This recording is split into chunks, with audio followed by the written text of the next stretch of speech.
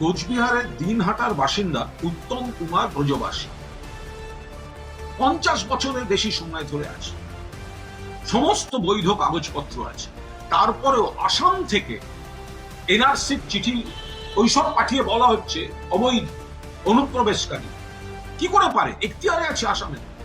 আমরা তো এই পদ্ধতিটারই বিরোধিতা করছি। এটা একটা বিরাট প্লট।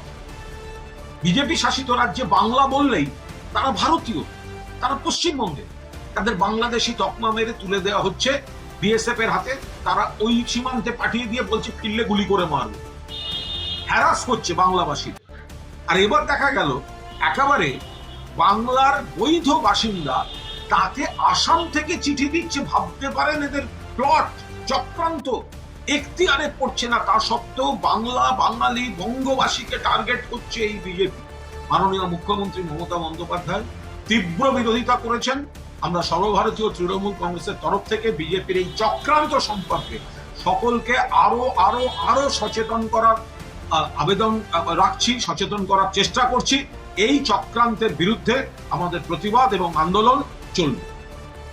इस वीडियो को लाइक करें, हमारे चैनल को सब्सक्राइब करें और बेल आइकन जरूर प्रेस करें